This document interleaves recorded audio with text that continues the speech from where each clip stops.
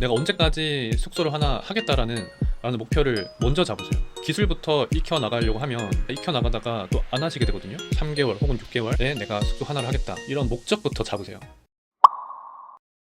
안녕하세요, 머닉스입니다.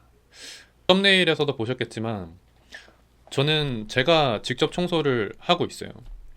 청소가 있는 날은 청소를 한 뒤에 출근을 하고, 아닌 날은 바로 출근을 하고 있어요. 당연히 청소를 하면 조금 더 바쁘긴 하지만 스케줄만 잘만 짜면 다른 일들도 충분히 할 수가 있습니다. 나중에 제가 스케줄을 정리하는 법도 한번 다뤄볼게요. 제가 이 방법을 쓰고 나서 효율이 정말 좋아졌거든요. 여러분 혹시 숙소가 하나만 돼도, 혹은 나중에 숙소를 여러 개 운영하게 되면 직원을 쓸 수밖에 없겠지? 혹은 하루 종일 숙소 청소나 하고 있어야겠지라고 생각을 하시나요? 만약에 그런 상황이었으면 저는 4호점을 준비하지 못했을 거예요. 앞으로 숙소를 운영하시게 되면 아마 사람들에게 우스갯소리로 나 청소부야 라고 하시게 될 텐데, 현실은 다른 일을 충분히 하면서 숙소를 운영할 수 있다는 것을 알려드리도록 하겠습니다. 저도 처음에는 숙소 호스트가 되면 신경 쓸 일이 엄청 많겠지라고 생각을 했었어요.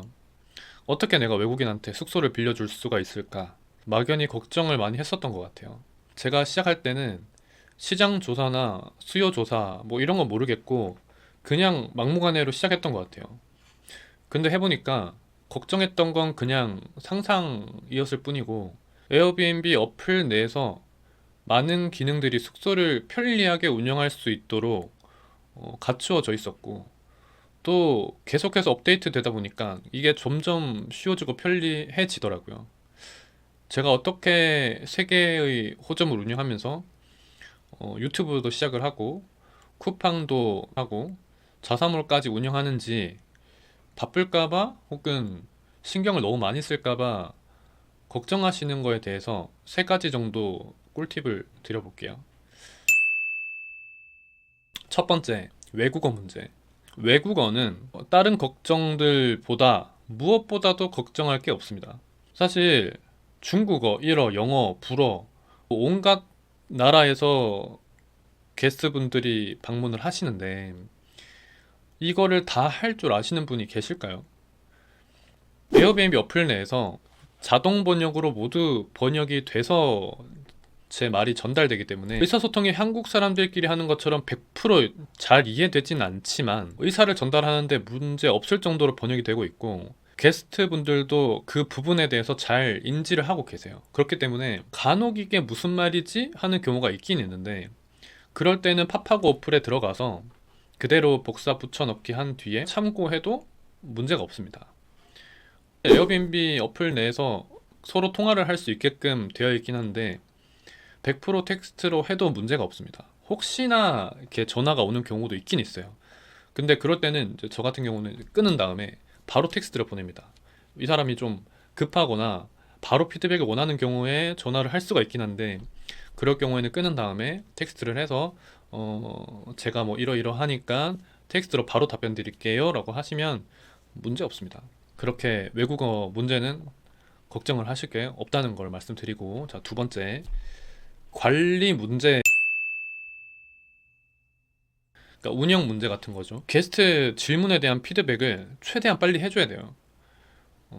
이렇게 예약을 바로 하는 사람도 있긴 한데, 예약을 바로 하지 않고 문의를 한 다음에 자기가 궁금한 것에 대한 답변을 듣고 나서 그 다음에 예약을 하는 경우가 많이 있거든요. 슈퍼 호스트 기준 중에서 24시간 이내에 응답한 비율이 90% 이상이어야 된다라는 항목이 있습니다.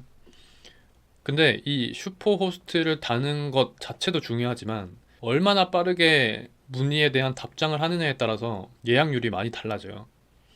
저는 거의 대부분의 메시지에 10분 안에 답장을 해주고 있어요.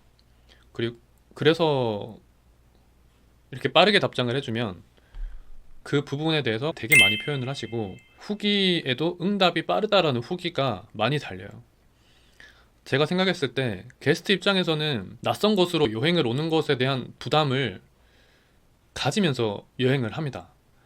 심지어 에어비앤비를 이용한 사람들은 100% 자유여행일 테니까 호스트에게 의지를 하는 경우가 꽤 많이 있어요. 그래서 숙소에 문제가 생기거나 여행 중에 어떤 일이 생겼을 때 응답이 빠른 호스트라면 조금 더 신뢰가 가지 않을까요? 그거는 뭐 어쨌든 게스트들 입장인 것이고, 만약에 모든 질문을 바로바로 답변해줘야 된다면 제가 어떤 문제가 있거나 혹은 핸드폰을 못하는 경우가 있을 거잖아요. 그래서 에어비앤비에서는 공동 호스트라는 제도가 있어요. 뭐 누가 됐건 상관없습니다. 믿을 만한 뭐 가족이나 주변 지인이나 한두 명 정도를 공동 호스트로 등록을 해서 그 공동 호스트가 질문에 답변을 할 수 있는 상태가 되도록 설정을 해두세요. 많이 오는 질문에 대해서 저장을 해놓으면 누구나 이렇게 선택을 해서 보낼 수 있는 정도를 준비를 할 수 있기 때문에 꼭 내가 혼자서 다 해야 된다라는 그런 부담은 많이 덜 수가 있습니다. 또 막 이렇게 말씀드리면 이게 뭐 하루 종일 대답해줘야 되나 보다라고 생각을 하실 수가 있는데, 처음에는 날짜가 다 비어 있을 거잖아요. 그러니까 처음에 딱 오픈했을 때 예약 문의가 가장 많습니다. 그리고 나서 어느 정도 예약에 차면 문의가 많이 오지도 않아요. 좀 심심할 지경이거든요. 그러니까 뭐 그렇게 걱정하지 않으셔도 괜찮습니다. 또한 자동 메시지라는 기능도 있어요. 그래서 체크인을 할 사람이 있으면 저 같은 경우에는 오전 9시에 체크인 항목들을 다 보내줘요. 셀프 체크인이니까 비밀번호나 혹은 주소나 뭐 주의해야 될 사항 같은 것들을 자동으로 보낼 수 있게 그렇게 다 만들어 놨고 만들 수 있기 때문에 어, 운영하시는데 많은 도움이 될 겁니다. 자, 그리고 세 번째, 홈 센서. 숙소에 카메라를 설치할 수도 없고 체크인 했는지 안 했는지도 모르고 청소를 해야 되는데 체크아웃은 했는지 걱정이 되실 거잖아요. 제가 그냥 아무도 당연히 없겠지 하고 들어갔는데 있을 수도 있으니까요. 그럴 때는 이 홈 센서를 이용해주면 좋은데, 문이 열리고 닫힐 때마다 알림이 오는 제품이 있어요. 건전지를 넣고 그대로 이렇게 문에 부착해 놓으면 떨어질 때 알려주고 닫혀질 때 또 알려주고, 이렇게 그 와이파이를 통해서 핸드폰으로 전송을 해주거든요. 이런 거를 활용해주면 또 굉장히 운영에 도움이 됩니다. 숙소에 그 노쇼가 있었어요. 근데 아마 이 제품이 없었으면 노쇼였었는지도 몰랐을 거예요. 체크인하고 체크아웃 하는 시간을 체크할 수가 있고, 또 이제 막 엄청 들락날락 하는 사람들이 있어요. 막 아침에부터 저녁까지 계속 들락날락 하는 사람들이 있는데, 그러면 숙소가 좀 어지럽겠구나. 여행을 왔지만 숙소에서 많이 생활하시는 분들이 계시거든요. 그럴 때는 이번 청소 좀 힘들겠구나라고 생각을 할 수도 있고, 숙소를 이용하는 중에 뭐 아침에 나갔다가 밤 늦게 들어오거나 그런 사람들도 또 계세요. 그런 분들은 또 상대적으로 좀 유추할 수가 있죠. 청소가 이번에 좀 쉽겠다. 그런 생각도 할 수가 있어요. 숙소를 운영하실 때 꼭 사용을 하시기 바랍니다. 아마 콘텐츠를 제가 이제 만들어 놓은 것들을 보시면 알아야 될 것들이 많고 할 것도 많고 막 버겁다라고 생각하시는 분들도 있을 수도 있어요. 근데 저도 아무것도 모르는 상태에서 이렇게 하나씩 알아가면서 했었거든요. 원래 누구가 됐던 어떤 걸 잘 하고 있는 걸 보면 다 대단해 보여요. 카페 같은 곳만 가도 음료를 만들고 있는 사람들을 보면 대단해 보이지 않나요? 저 많은 음료를 어떻게 만들까? 또 그만큼 다른 사람들도 여러분을 대단하게 보고 있을 거예요.